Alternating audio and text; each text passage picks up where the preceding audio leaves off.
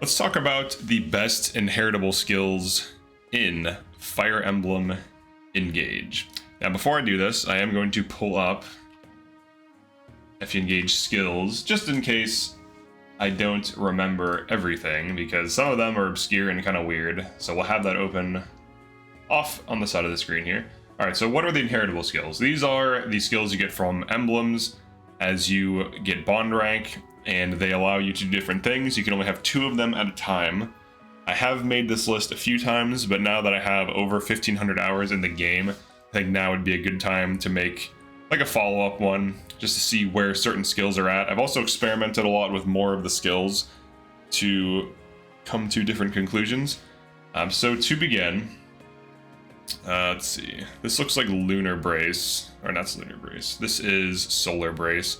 So the interesting thing about Solar Brace is you don't actually inherit it. You inherit Lunar Brace, and you can switch modes, and it'll switch to one or the other. But all right, so here are the rankings. So S is the metagame, meaning it's really good. It's basically slightly overpowered. A is just really strong. It's very solid. You can't go wrong running it. B is good and generally is something you can run that's decent. That will be better than most perks, or kind of average, or better than like some of the worst perks, I would say. C is just okay. Maybe it has like some niche use case. And then D is bad or situational. Situational could be like, you know, the anti-freeze ability, Headlong Rush, on a map where there's a lot of freeze enemies, but then outside of that map where there's no freeze enemies, it's basically situational. So it could be bad, meaning it's just useless, or it could also just be like a situational skill that you would temporarily equip that's cheap, that you can actually unlock and get away with using. All right, so for the first skill, we have Alacrity. So let's find that. All right, so Alacrity. How good is this skill? Now, personally, I don't care for this skill. Some people might run this on like a Griffin Knight that's fast, or a Wolf Knight that's fast, or any kind of unit that's a fast unit on a fast class. So you could double an enemy before they counterattack. Now, to get Alacrity ++, which is basically if you double them, you attack them before they counterattack. Hold on, this is the wiki. This is not what we want. So Engage, Lynn. Let's just go to Serene's Forest. I think that's what it is. So Alacrity ++ is 3,000 SP. So I am going to be looking up the actual stats of the passive, because like what it costs, what you need. So if you want to just double something, like if you double something, you want to attack it before it counterattacks you, 3,000 SP, 18 bond rank Lynn. Now, if you want something like you have 7 speed advantage or more, 2,000 SP, 13 bond rank. So how good is this passive? I would say it's okay. I don't think it's bad. I don't really think it's situational. I think certain units can get away with using this. Now, is this super useful? Is this going to help you? I don't think so. Most good unit builds will one round. Breaking is usually an option. Setting up kills is usually an option. Dodge tanking while attacking is usually an option, especially if you're fast enough to double something. Chances are your avoid is high anyways, so if you just equip like Micaiah engraving, Lucina engraving on your weapon, you're probably not getting hit. But there's different builds that could like leverage this, some crit builds, so it's decent. Lunar Brace, I think is S tier. I think it's undeniably good. So all right, so what does Lunar Brace do? So first of all, let's look at the cost and the breakdown, because that's important. Let's click on Erica. So Lunar Brace base rank, you can get for 3,000 SP, for bond rank 1, but you need at least 5 to inherit skills. So you need bond rank 5, which is cheap, 3,000 SP, which is expensive. When unit initiates combat with physical attack, deals 20% of foe's defense as extra damage. Now I'm pretty sure this is true damage. Actually, I know that it is, because if you attack a general and you have 0 damage, doesn't matter what your strength is, you'll still deal 20% of their defense value as damage. So this can be a way for like thieves to start putting poison on things, or just so that you can guarantee damage. When used with weapons that quad, you will almost guaranteed 1 round with this, especially on units that are using like Flashing Fist, which is one of the arguably its best use cases. Now, the other nice thing about it is if you have your Erica unit switch modes, you get Solar Brace, which does like an on attack effect, but you recover 30% of damage dealt. And the other cool thing is that if that Erica unit engages, you get Eclipse Brace, which gives you both effects at the same time. So you heal when attacking with physical, and you also deal bonus damage that's armor ignoring. And it's only 3000 SP. It does not work on enemy phase, but it is really good on certain units that I would argue are S tier builds in the metagame. For just like average play Maddening, not LTC, that is a different metagame. But this is definitely an S tier passive. It's relatively cheap, damage fixes every physical build in the game, and the damage scaling on it's really good. And if you get Lunar Brace Plus, it is higher bond rank. It's bond rank 13, it's an extra 2000 SP, but then it does 30%, and then the healing is 50%. So if you get Lunar Brace Plus, and you have your Erica unit engaged, the unit attacking heals for half of the damage they deal, and also deals 30% more extra as defense, so it's quite strong. So you can't go wrong running it. Alright. Sword agility, or I'm sorry, this is not sword agility. This is sword agility is actually kind of good. This is, what's the name of it? It's like sword focus, I think. Pretty sure that's what it is. Let's just find it. Just make sure that I'm right. Yeah, sword focus. This is so bad you should almost never do it. Grants hit plus 30 at the cost of dodge minus 10. I would say you never want to use this. So what does this do? You're more accurate with swords, which are already accurate. So that's not even an issue. And then you also have 10% incoming crit rate. So there's really no advantage to running this. It just makes enemies more likely to crit you. There aren't any sword units that need hit fixing. Same thing with all of these. I'm just going to throw them all in here just to kind of get through some of these. Well, that's not, hold on. But at least the bow focus is okay. We'll go over that in a second. Let's go through all the focuses. I'm not doing the DLC. I made this list myself. All right. So arts focus, usually pretty accurate, doesn't really need it, it's kind of a waste. Bow focus is the only one that's good, because when you're shooting at griffins, they're very fast, and that means they're hard to hit, so getting units who can one-shot on Radiant Bow, or like a Silver Bow, or whatever, to shoot a griffin with accuracy can be okay. It's not the best, but it can be decent.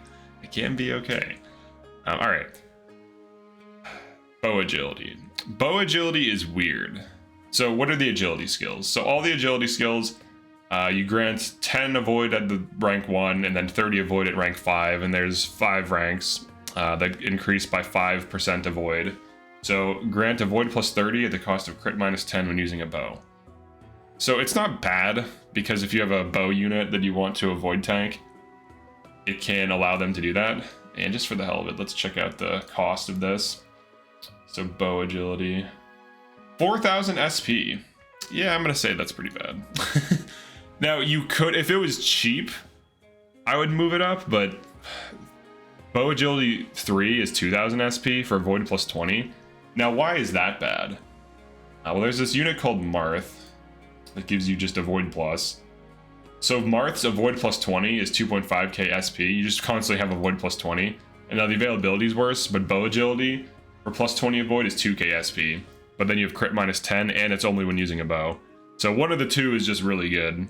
Now obviously Marth's availability is only early game and very late game, but some early game units can easily get avoid plus 20 with the well in the game. Alright, so Roy's Advance. So you basically get to move an extra square when attacking.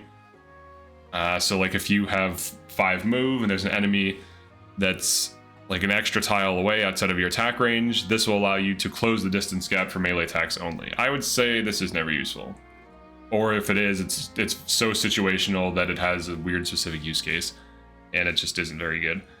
Demolish, this is an Ike skill. It's cheap, but there aren't really that many breakable objects in the game. It just instantly breaks objects when you attack them. I'll just say this is situational. Outside of that, it's useless. Maybe there's a map it's useful to some people occasionally, but overall it's just a bad passive and you shouldn't waste your SP on it. Lost items. This is only really good for building support. This is a Byleth. Support between units so that they can get conversations. I'm sorry, their support rank up so you can unlock support conversations.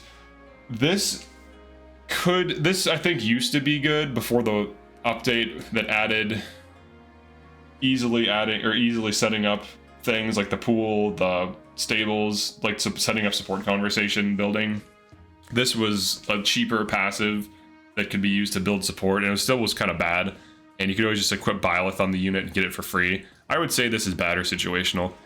Healing light, so you heal for a little bit of, I think it's half of what you heal for. Let's just control F, healing. Healing light. Makai, when a unit heals an ally with a staff, recovers 50% of the amount healed. How good is this? I would say this is like, okay. Now, most staff bots are not going to be getting hit, and if they do, most of the units who tend to be staff bots tend to have low HP, so it's questionable how useful this is, but it is nice to have on certain maps where there's like AoE damage from like the meteor in chapter 23, or like the laser in chapter 25, or just like general, you know, fire on the ground and a dude gets burned. It's nice to patch up damage, or if you get chip damage by something stupid, or if you attack something to last hit it and then get killed, it can be, or get killed, you get hit, it can be okay to like patch you up. But there's better passives for sure, but it's not so bad that you couldn't run it. You could just have a dedicated healer that runs this that has enough health that it matters, and it would be okay. It wouldn't be good, it wouldn't be overpowered, it wouldn't be strong. Unyielding ++ as a passive, I'm not so sure about this. It's actually not a bad skill. It's just that its availability is bad fundamentally. So like, let's go to Marth really quick. So because you can't get, here's what you can get before you lose Marth. You can get just base unyielding, which is 20%. If your HP is at 20% or less, restores 20% of your max HP. This can be useful when sending tanks out, but because you can't get unyielding ++ until super late into the game, and it's only 300 SP at the start of player phase. If HP is 40% or less, restores 40%. It's actually not bad. It's just that it has terrible availability. I'm gonna put this in okay, because I actually have made use of this on tanks who aren't near healers, so they can't get like physicked or healed, and it has allowed them to get to lower HP, heal from unyielding, and then use like an elixir and heal to full health every turn, which is pretty useful. Now there are tank builds that don't even need healed, but this isn't bad, and it's cheap. And usually you just get it for free by using Marth anyways, to be honest, and there's better passives for sure, but it's not terrible. Bravery, Gentility, I would say is part of the metagame. I think it's a little bit better than Lunar Brace. You're looking at, actually, let's just find Gentility here. Because people, you don't unlock Bravery, you unlock Gentility, and then Bravery switches on. All right, so Gentility Plus and Gentility, you're looking at 2k for the base rank, 3k for the plus, and the plus does require higher bond rank, but the base rank is pretty cheap to get fragment wise. You're looking at -3 damage from all sources, including engage attacks and like map effects, like, you know, meteors from chapter 23, laser, and so on. So like if an enemy boss like Lodestar rushes you and you have Gentility Plus, you take -5 damage per hit, which usually makes it so they deal almost no damage to you. So this is actually low-key one of the best skills in the game for tanking. And also if you switch modes, if your Erica unit switches to Ephraim mode, it becomes +5 damage, and then if the Erica unit engages, it's -5 damage from all sources, aside from chain attacks, and it's +5 damage at all times. So it's a cheap tanking tool, it's a cheap damage boost. It's really good at pushing units who are tanky into absurdly tanky thresholds where they take very little damage in combat, and it can tank things they have no business tanking. It can also take things that aren't even really that tanky and make them like tanky enough to take a hit or two. So units who have like high health but kind of lower like average defense and average res, which is it's going to be most of your combat units, this can make them tanky enough to take more punishment. So and even just for the damage fixing, it's a damage fix tanking thing that's good on literally every build in the game that is offensive in nature. So, and it's cheap. It's just so good. Favorite food, I'll say this is okay. I can see the use case of just resetting your engage meter once per map and not going for the Bune seconds passive. Like you just use this maybe on like a Byleth unit, and assuming the Byleth unit is like a staff bot that uses like Thoron, maybe like Cantor with this, and the idea would be they can immediately set up their next Byleth dance once per chapter, because you can get leftovers once per chapter, but it's like 200 SP with leftovers, you eat them and you get your engage back. So that could be, and then you could dance the Byleth, and then now you have a 4-way dance again in a single turn. But you have to wait for the Byleth to expire, of course. But this could be good in that situation, and maybe in others where you're playing fast and you have enough turns to work with or whatever, and you just want to reset your engage meter. So, but also note that only one unit can run this. You can only get one leftover at a time, and once you use it, it's over. Then you have to get another one. So it's very limited, but if you were playing with some kind of limitation, it could be decent. Mentorship, I'll say, is okay. You do get slightly diminishing XP as you level. So being usually you'll be like one level above, but it can just be used to help a unit level up fast for 250 SP. If you have a bunch of well books, you can just throw it on a unit who you want to catch up to the rest of your team, and it is good. But outside of that, I would say to put it on a mainline unit, this was something that people did pretty well, and it didn't really help too much, but generally it gave you an extra level up based on, XP gain, so it's not bad. What's this Marth skill? I should know this. It is it's something weird. The eye skill. Perceptive. Yeah, perceptive. Just couldn't think of the name. You get avoid when you attack. If unit initiates combat, grants avoid plus 30 during combat, or avoid plus 15, increases with high speed. High speed is for every 4 points of speed you get one avoid, if I remember correctly. So perceptive plus, you can only get, when you get Marth back, 500 SP, avoid plus 30 when attacking. Honestly, this is probably just better than Alacrity. If you're using it late game, because it basically does the same thing, where you get to attack something and not have to worry about getting hit back. And usually plus 30 avoid is enough to prevent an incoming attack, especially if you're on a fast unit. So I think this is just better than this, because it does the same thing. It prevents an enemy from counterattacking you. It just changes the way it does it. And most enemies are not accurate enough that if you start stacking avoid, that perceptive is useless. So I honestly think it's just a little bit better. I think they're both just okay, but I think it's a little bit better. Arm Shield, I would say, is also okay, like high C tier. It's cheap, it's on Leaf. You get -5 and then -7 damage. I think it's -3 at base, then -5, then -7 for ++ when you have weapon advantage. But there are a lot of enemies that you can't have weapon advantage on reasonably with builds that want to tank and enemy phase them. So unlocking this is basically just like bad gentility, which always works regardless of source. This, if you're not on Leaf, to switch weapons on enemy phase to gain this damage reduction is just straight up worse. And even if you are, like, you're probably not gonna be able to switch to like fists to get advantage on like bows, or to get advantage on knives, or to get advantage on tomes, which is a lot of tome, bow, and knife enemies in the game. So you're just gonna be taking full damage from those, unless you're on a class that has fists for some reason. And also against fist enemies, you'll take full damage, but those are like some of the fewest things you'll encounter. Divine Pulse, let's say it's low B tier. It can be used to hit fix aggressive staffs, but outside of that, maybe on like Mage Cannoneer and some wonky DLC things, most units won't need that, won't need this passive, and it's not as reliable as it needs to be anyways. Like if you want to guarantee a hit, it's not really that reliable for that. It's just it's really just good for offensive staffs, and that's it. That's the only use case I would use it on. And honestly, maybe I put it in C tier, because I wouldn't even unlock it. I would just use it on the Byleth if it was, because usually your Byleth is like a dancer, a 4-way dancer, utility, staff bot, Thoron and stuff. So you would already have it, probably. Dodge plus 30, this is like crit avoid. I'll say this is like C tier. It's definitely, well, I'll put it in situational. It's too niche. You're better off just not getting hit, chain guarding, having really high defensive stats, or really high avoid, or whatever. That's just better. Dex plus 5. I would say this is okay. It's nice for triggering some passives, but it's too expensive. So it's on Lucina, I believe, so let's check that out.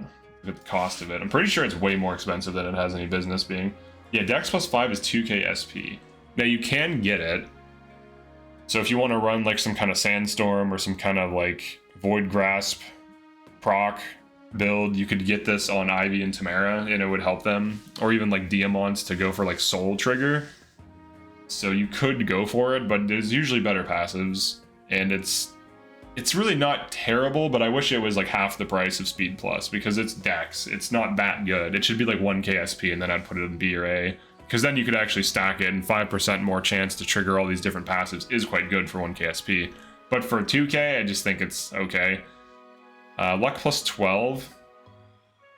Really just Anna wants this, and I would say it's okay. As a passive to unlock, if you're using Byleth, you already get Luck plus 12, and that puts her at like 30-something luck as you enter like mid-game. So that's really, if you want to double down on it, you can, but I don't think it's really that good.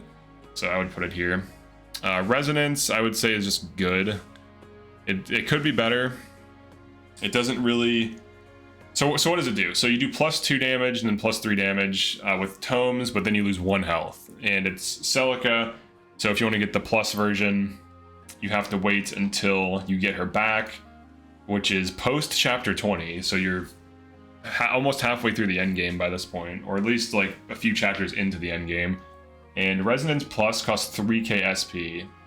And as we learned earlier, Gentility, so 3k SP for Resonance Plus for 3 damage, and with tomes only, and you lose 1 HP every time you attack at the start of combat, or when you are attacked. So if an enemy attacks you, you're at 20 health. Before they even hit you, you lose 1 health, basically.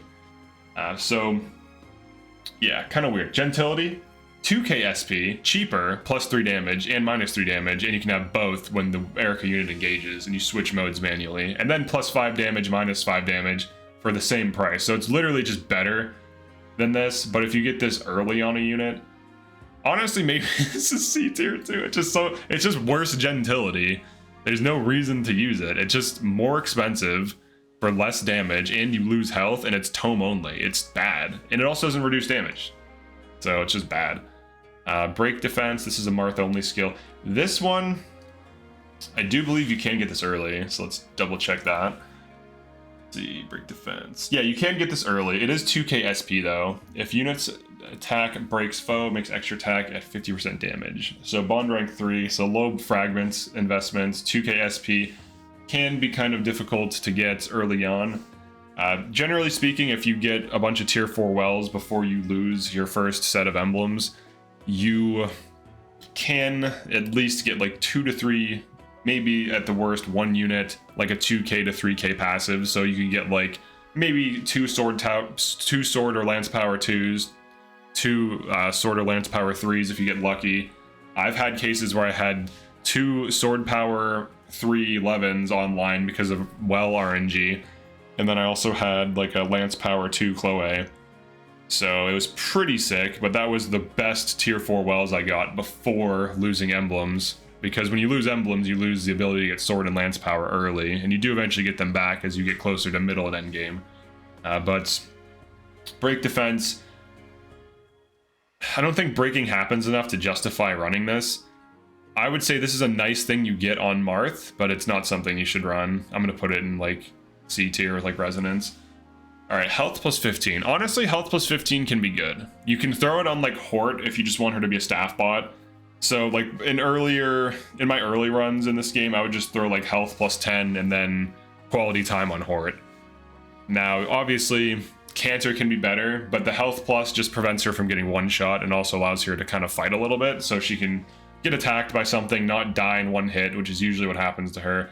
And then she can counterattack and deal some chip damage and then go back to healing or staff botting or whatever. Now, obviously, health... Actually, I don't even know. I kind of want to put this in C tier too. I feel like that's how I used to play the game, so I kind of have like a bias towards it, but I honestly think in reality it's just like okay. Maybe a little bit better than Dex. It's cheap, and you can get a lot of health. So it could be used on tanks too. The only issue though is one of the main things that kills tanks is chain attacks. So getting a lot of health is counteracted by chain attacks because it takes off a set percentage of your health and it hits through armor. So it's almost like it doesn't really solve problems tanks have anyways. And it's basically just worse than Gentility. Because, alright, here's the scenario. You have Gentility Plus. right? You get hit 5 times. You take 5 less damage per hit. That's 25 health worth of damage reduced. If you were to run health plus 15, you are now minus 10 damage like compared to the gentility user. So you could potentially reach a lower threshold of health and die. So it is just worse than gentility for tanking. Res plus 5. I would say, I'm gonna say this. This might be a little weird. I'm gonna say these are both good. They're cheap. Actually, hold on, let me confirm that. I'm pretty sure they're cheap. All right, so it's Celica, or no, it's Micaiah, right? Micaiah's Res plus, yeah. Micaiah's Res plus 5. Res plus 5, oh, it's 2000 SP, never mind. Jesus, that's expensive. 2000 SP for Res plus 5. It has the same scaling as Speed plus. Now, Res plus 3 is only 500 SP. Oh man, they're really killing me with these costs, and also it's on Micaiah, so the availability is bad. Alright, I'm gonna say that's just okay. Honestly, it's too... The scaling on it's bad, and the availability for the higher ranks is bad. And once again, it's just worse than gentility, which has almost perfect availability of the middle game, and with tier 4 wells, you can easily unlock this on a ton of characters. And then for defense plus 5, that's Ike. So it has better availability, at least. I think the cost, it's the same. So the cost, it's 2000 SP for defense plus 5. Now, gentility is 3000 SP, but it also improves your damage. I'm sorry, it's 2000 SP for minus 3, plus 3 damage. 3000 for minus 5, plus 5. So, honestly, I feel like this is just worse too. I think these are better than this, but these... For tanking are just inferior to this, because this still gives you minus 5 damage, but it gives you minus 5, it gives you both of these. If you were to run both of these passives, that's 4k SP, and you have no other passive slots. These are just inferior to this. It's just like casting a long shadow over all these passives. What is a silence ward? You can't get silenced. I think that's the name of it. I want to get my names right. Yeah, silence ward. Grants immunity to silence. It's cheap. It's something you can unlock. Situational.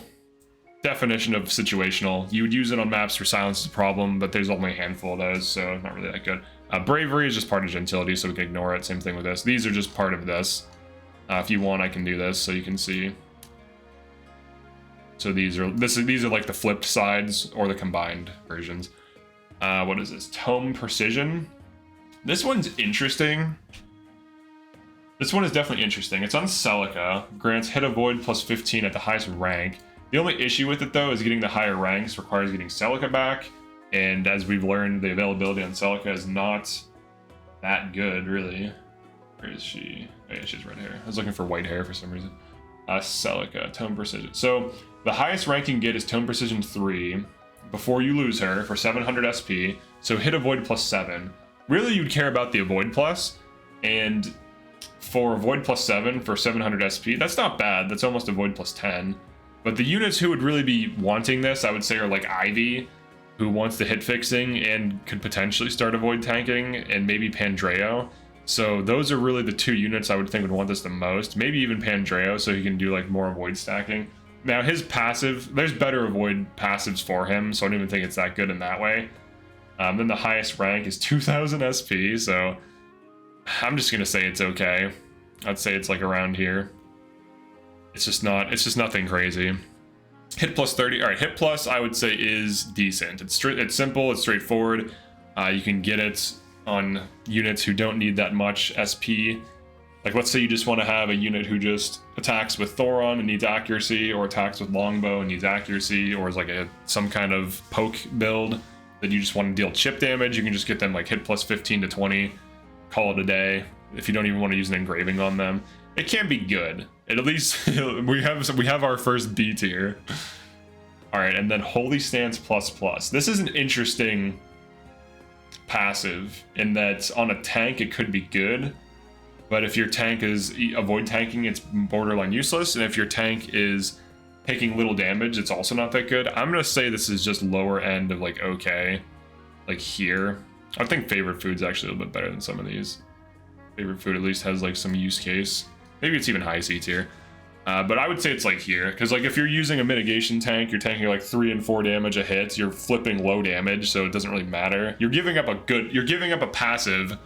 So let's do some basic math. All right, so okay, let's say you have any Ike tank who has high defense, and they have Gentility Plus, and they have Resolve Plus triggered. They're at below 75% HP, and enemies are hitting them for like 4s and 5s, maybe 6s. With Holy Stance Plus Plus, you flip 50% back. So you take 6, you flip 3 back. If you are 1 to 2 ranging with like a knife, with a tome, with a Levin sword, with a tomahawk, javelin, whatever, if you just simply had Gentility Plus and were counterattacking, and the Erica unit was engaged, you would be hitting 5 damage back and potentially 10 damage back, because if you double, you'd hit twice. So this is less damage than Gentility Plus, and it doesn't really play well. Now, there is a use case where if you allow an enemy to hit you hard, and it's on like a utility unit who isn't getting doubled but isn't doubling anyways, that could deal some counterattack damage, maybe this helps them set up a kill. But Holy Stance Plus Plus is bond rank 18, so unless you fish a lot, casually dumping thousands of bond fragments to get Holy Stance Plus Plus is just not something you would do.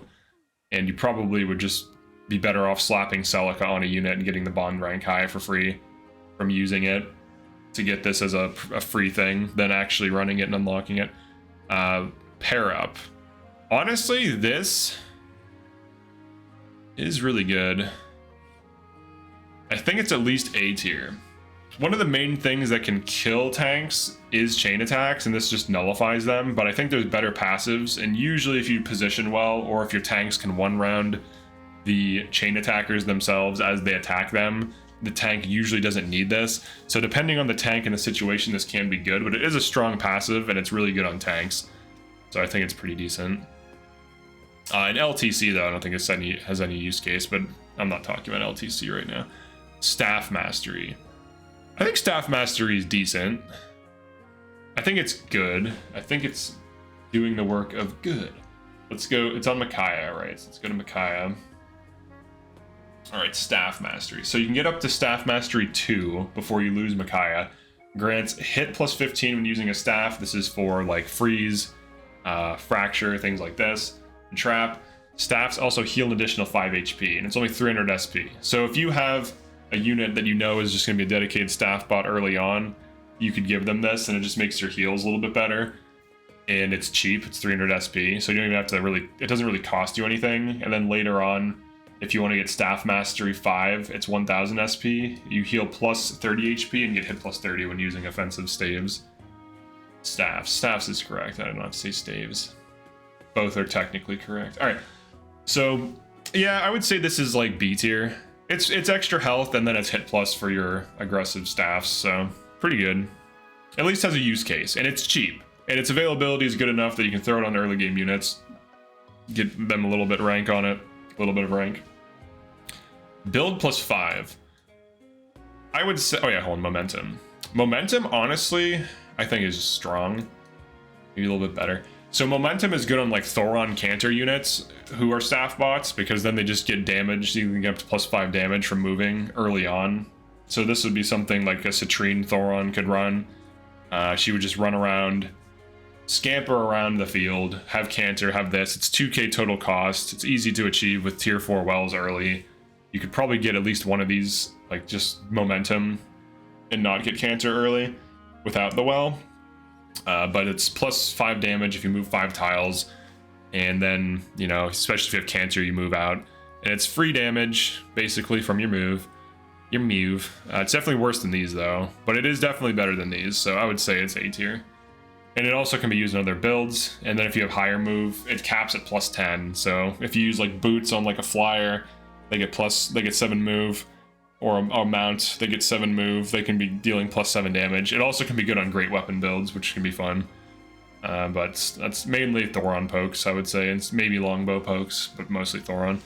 Build plus, I would say, is good. It's not as good as speed, but it's definitely good. It can be really useful on builds that run Bolg and Levin Sword, but don't have the build stats to have it like not negatively affect them.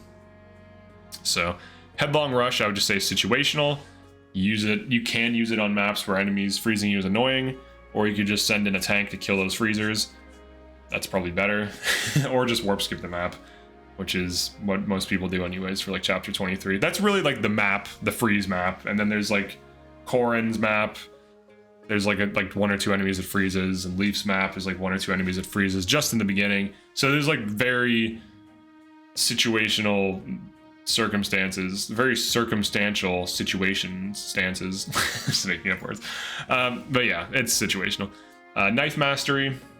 Let's see. That is Leaf, I believe. Knife mastery. Knife precision, sorry. So knife precision, hit avoid plus up to 15. It can be good on thieves. I would just say it's okay. There's probably better options for them if we're running like thieves who want to be avoid tanking. I don't think this is it can help thieves avoid tank. That's the primary use case, I would say, but there's better options. Magic plus, so only really early Celica game units or early game Celica units can get this. So like units who can get access to Celica, and then later on, so you get Magic plus 3 early game for 3,000 SP, which is very expensive. So here's why Gentility is better. I'm gonna say this is like low B tier because at least has a use case and it can kind of be okay because it's just constant source of plus damage, but it's as expensive as Lance, Sword, and Axe Power, but you get significantly less damage. So, but for 3,000 SP, you get plus 3 magic, or you get minus 3 damage taken and plus 3 damage dealt for 2k SP when the unit engages or switches Ephraim mode, or for 3,000 SP, you get plus 5 damage dealt, minus 5 damage taken by switching modes, or both when the Erica unit engages. So, and when I play, my Erica unit is engaged 70 to 80% of turns. So it's not, you dance it and reset it immediately, and you can keep its uptime like near 100%. So yeah, this is, I think, just way better. It's probably one of the best skills in the game. Reposition, I would say this is good. This has a use case. This is cheap. You can reposition things. It's quite good. I know LTCers use it and stuff like this, but for normal play, it could be good just to have like a utility staff bot have this just to like move units around so that they can get into better positions, and it's cheap, so I would say it's good. Definitely not like metagame, definitely not strong, definitely better than okay.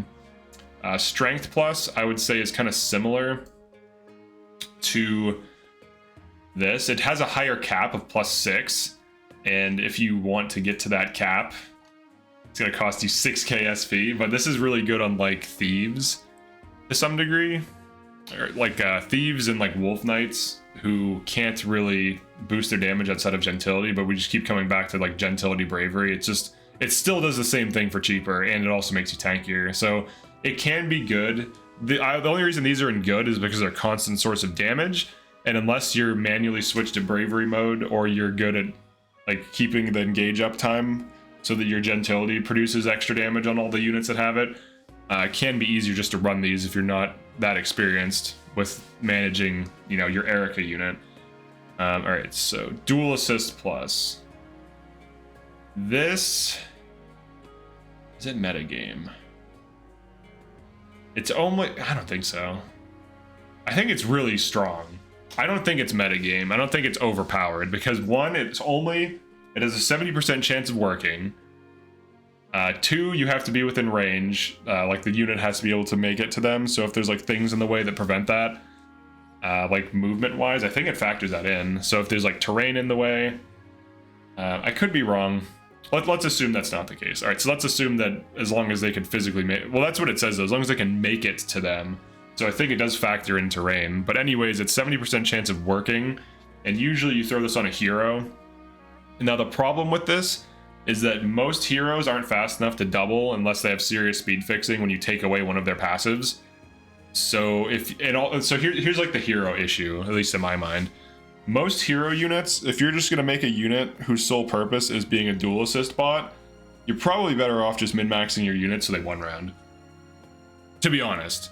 Now, this can take bad attacks and turn them into stupid damage for free, and that is true, but it's only player phase damage, and the unit has to be within range, and if you're going for Brave Assist, the hero has to be at max HP. Now, you can do that. You can keep them at max HP, but if you have them attack something, and you go for Brave Assist, and they get counterattacked and take chip damage, it can be annoying to play around. But it's definitely better than the goods, but definitely much worse than the metagames, and I would say it's probably a little bit better than these. and used more frequently. But I would say hitting 1 round benchmarks is easier to do than just to rely on this at all. It's decent though. Holdouts I would say is strong. It's a get out of jail free card for dying, but there's definitely better ways to tank. Wrath. How do I feel about Wrath? I think Wrath is A tier. This might be, I mean, some people would put it in S. Personally, I think it's A tier, because if you just have a build that 1 rounds without you doing anything, that's better. And there are so many builds that can achieve this, so having a build that needs to get hit first before it can 1 round, I think is just a little bit worse than builds that are just ready to kill immediately. So for those reasons, I don't think I can put it in S tier. I just don't see it being like game breaking per se. Vantage. I don't like Vantage at all. I've never liked Vantage, especially in this game, because it's like an enemy phase thing, right? And I think there's just better tools for enemy phasing. Like there's so many crazy builds like an enemy phase. Like Roy Binding Blade is defense res +5. If you run Resolve and Gentility on that on a fast unit, you get damage fixed from Roy, damage fixed from Bravery's damage. You get -5 damage. You get like defense and res +12 when your HP is at 75% or lower. Then you get -5 damage from Gentility. So like if you have like 25 defense and an enemy is hitting you for like 50 physical attack, which is like most endgame enemies, you're taking almost no damage. You're taking like, so you'll be like 37 defense at 75% HP. You're taking like 8 damage on that build from an enemy that hits for 50. It's crazy. Like I just don't see the point. So, and it's, you can just stick them in there, and as long as you did the basic math right, they'll just kill things and you don't have to set it up. So I think it's just more effective.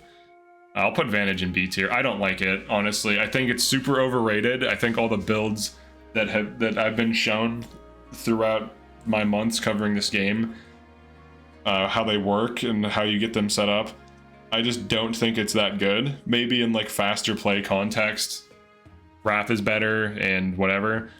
But if like Gentility is just such a strong skill, it literally does everything. It can make or break tank builds. It can make units become mini tanks in general, even if they have no business being tanks. It damage fixes, it's cheap, it's available. It has everything going for it, and it's one skill.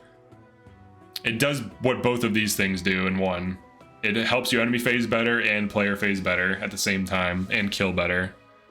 It's just like an insane skill, honestly. I think it might be the best skill in the game, but we'll get to the rest of these. Sword Agility, up to +30 Avoid. Now this is tied to Marth, so the availability is bad, so you can't scale it very well. Up to +30 Avoid, and it's a little bit cheaper than just Avoid +30. I think it's like 2K. I'll pull it up though, just to be sure. Yeah, oh no, it's 4K? 4K for Avoid +30? And then actual Avoid +30 is 4.5. I'm gonna say this is bad. its availability is terrible, and by the time you get it, there's better options. One of them is this, because this is when you have a sword and you also lose crit rate. Yeah, you lose crit, and then it's a sword only. Now, actual Avoid Plus, I would say, is like here. So you can get Avoid +20 on early units, and it's very good. But late game, you can stack this. Well, maybe it's B tier. Let's be fair. Let's be real. It's not as good because the availability hurts it so bad. If Marth had better availability, it would be higher, because then it just helps you hit avoid stacking thresholds to just not get attacked so that enemies give up, or to just make it so that your void is so high enemies have like single-digit hit rates on you. But its availability hurts it. Outside of that, though, it is really good, and it's really easy and brain dead to get to void stacking. Lance Agility, I think, is pretty decent, but I don't think it's that good. What builds enemy phase on Lance, really, aside from like Tamara, or I don't think people even run Halberdier. I'll put it in D tier. I don't think it's really that good. And Tamara's enemy phasing is like mitigation based, so she doesn't even want to avoid. So I don't think these are very good.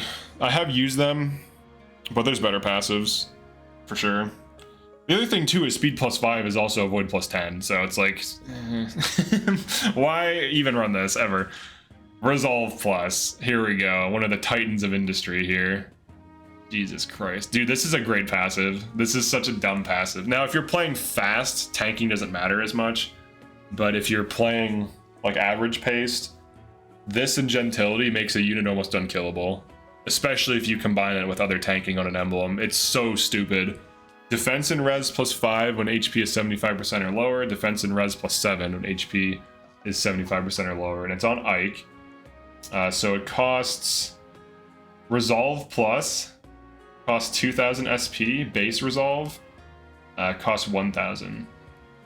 But Defense and res +7 with Binding Blade, like this is such a good build on Roy. It pretty much enables anyone to tank. And if you also are running Gentility Plus, you're like minus 22 damage from pretty much everything except for like some engage attacks, which Gentility would reduce and probably allow you to tank anyways. But you're basically minus 22 damage when your HP is 75% or lower. And it's just absolutely insane how much tanking you can get out of this.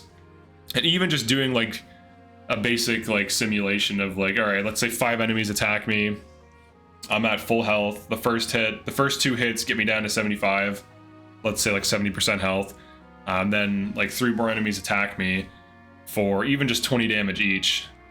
You're now minus 7 damage from all of them.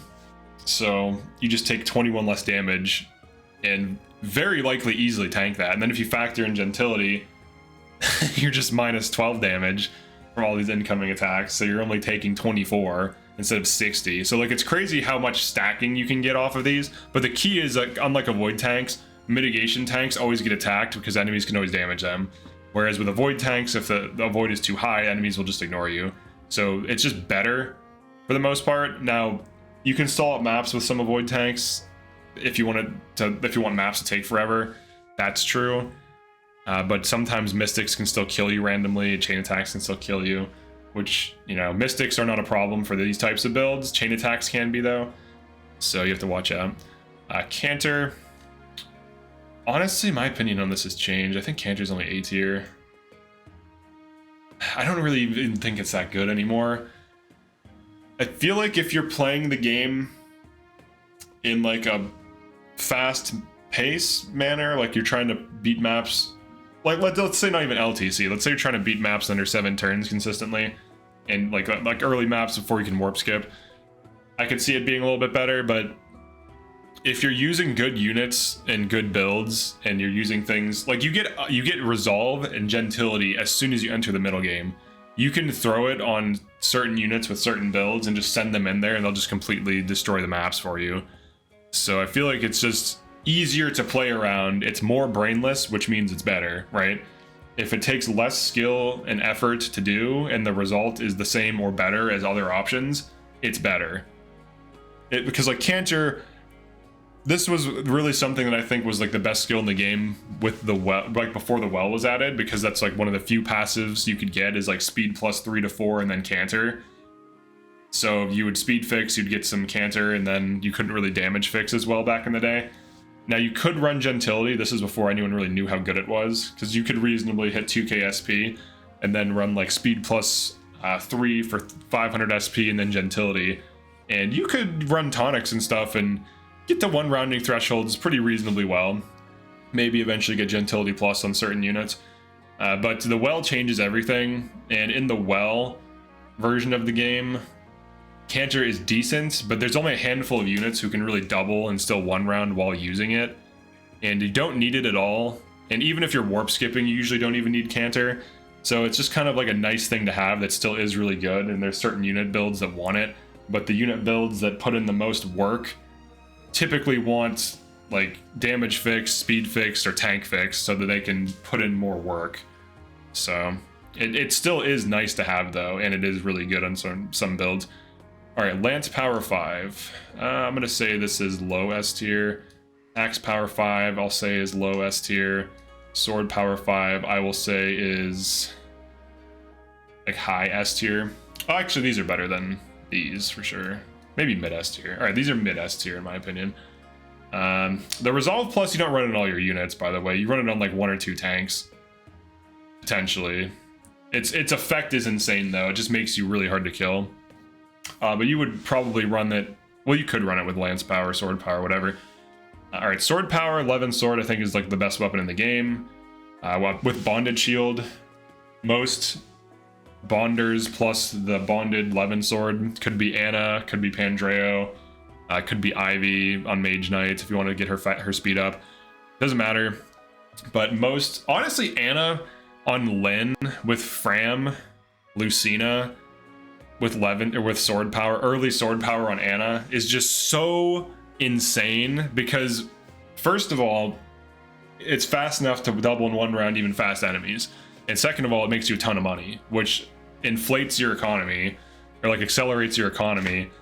And people, I feel like people aren't aware of this. Like I did a video, at least not people that are aware, the people that are unaware of my channel. I did a video showing Fram and Anna just killing everything with that combo, and Anna made me like, I don't know, 3k gold in like the opening 1 or 2 turns. And it's like, you can use that gold to upgrade items, like upgrade weapons, buy more steel and silver if your donation benchmarks are met. And it really just accelerates your entire team and just makes like money never an issue. You can buy excess resources, which helps your entire team. Lance power, I think certain characters on Lance are quite good. Like Wyverns with Lance power can be quite good. Lances are nice for a lot of the fast units who do not have high build because they're less weight than axes and more damage than swords. So like Fencelar builds, Javelin builds, Killer Lance, even in some cases Brave Lance builds. Obviously if you run Tamara, but I actually want to start experimenting with some other units that will run lances with lance power just to see how they perform, and I have a feeling they'll do quite well. Axe power, you could consider these even. I don't think these are necessarily better than each other because they all have like use cases. Obviously axes on the right unit can be really good, lances on the right unit can be really good, swords on the right unit. Just consider these even and just rearrange it. Like if you want to say axes are better because you like the axe wyverns, the warriors, fine. If you run lance units, even like Griffin Knights, like there's even physical Griffin Knights that can run lances really well because Griffin Knight makes you really fast, and even physical Wolf Knights that can run it really well. Obviously, the Flame Lance isn't the best, but there are builds that use it, funny enough. Speed +5. I think it's safe to say this is... I would say it's either a little bit worse than Gentility, but or tied. It's pretty much tied, I would say. These... Speed +5 is super available, really cheap for what it does. It gives you Avoid, it gives you speed to hit doubling thresholds. Most characters want it. If you put it on very fast characters, it just allows them to double very fast enemies. It's really good. It's one of the best passives in the game. It's always been, and you can't go wrong running it. Quality time. I do think quality time is low S tier because it's free healing that usually goes on your dancer, so that as your dancer dances, he just heals people for free. And if you run it on other utilities like staff bots or units that just use Thoron or whatever, it is just a free source of healing. And if you get quality time plus, if you have the bond fragments for it, you just get 10 health on adjacent, and it can prevent you from needing to heal, which saves you turns or actions. So like instead of needing a healer to use a heal, if you got like a bunch of quality times and a unit has enough health to tank, that healer could now attack something or put an obstructile out or whatever. So it's just free healing, and it's always good to have like 1 or 2 of these on your team. Always on the dancer too. I usually run this with Canter on him. And then after he canters, he can reposition, and then he can reposition into a tile that maybe it's like, you know, an AoE heal. So it's quite good. Speed Taker. I think Speed Taker is like high A tier. It's really good if you can play around it.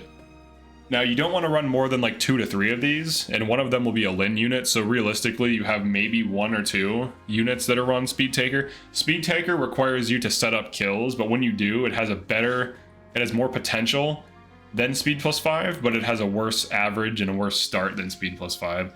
So you can get Avoid +20 from this, and Speed +10. That's what it caps at, so you have to get 5 kills. So on maps with a lot of enemies, you'll easily meet this unless you're skipping. So if you're playing fast, this is better. If you're playing slow, this is better. Situationally, you still mostly want to be running this, but it's really strong. and it can be good on like one dedicated unit who's trying to go for like high speed, avoid tanking, whatever. You can also run this and this on like Ivy and run whatever emblem you want on her. This will completely fix her speed so she can double on Lindworm. That's the thing. There's other ways to get the speed, but this is like a dumber way where you just like emulate running Lin on her. Dual support. We have to mention this. This is a crazy passive. This passive can break the game outright, so it deserves a spot. These, I would say, are tied. Dual support gives you 20 avoid per A rank support. This is the most brainless passive for making an unkillable team. So if you want to just deploy 4 units that all have A rank support with each other, and you run avoid passives or engraves or both, you can easily hit unhittable hit rates and just like make a box of units or make multiple boxes of units that just completely wall off enemies and cannot get hit because their avoid is too high.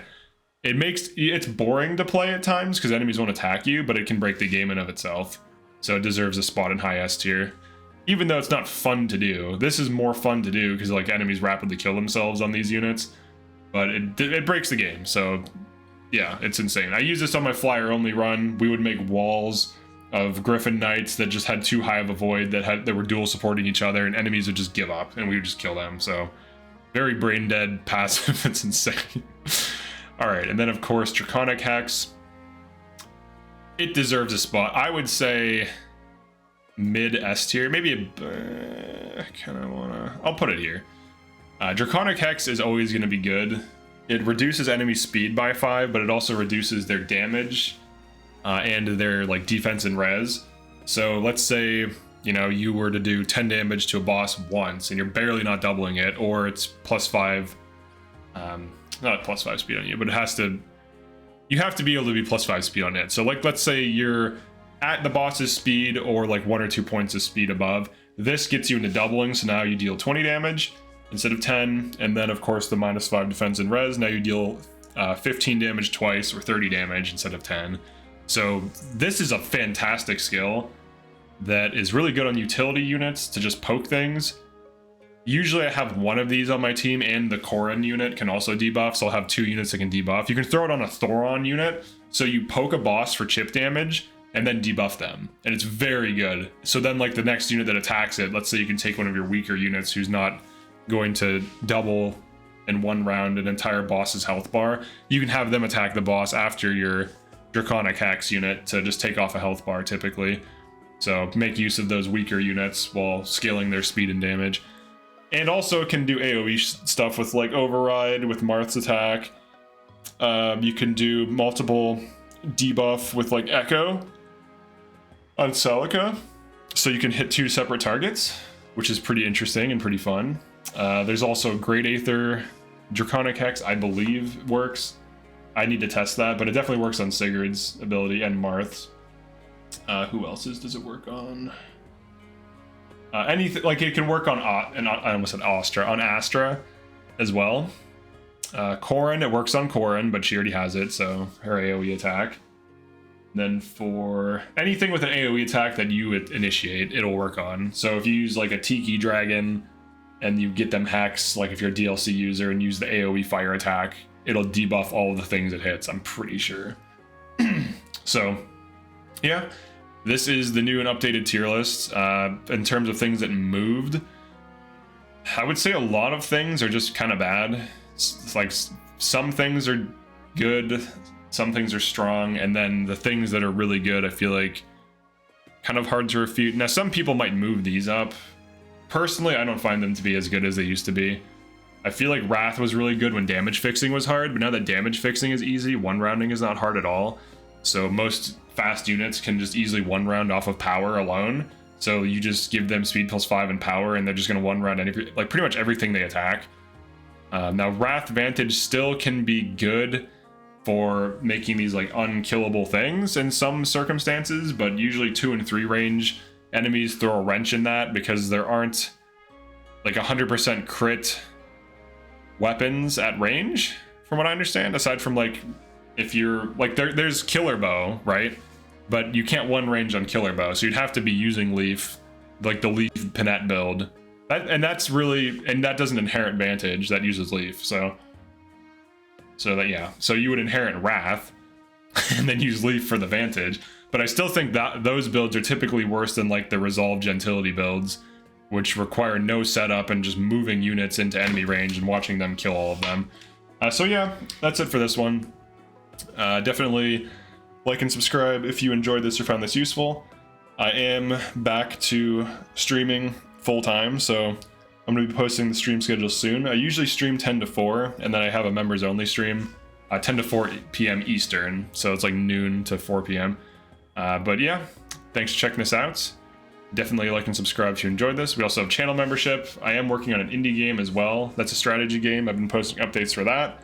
I have 2 of the characters made. I'm going to be doing a demo in April, so watch out for that. But channel memberships support that directly. But yeah, thanks for checking this out. Peace.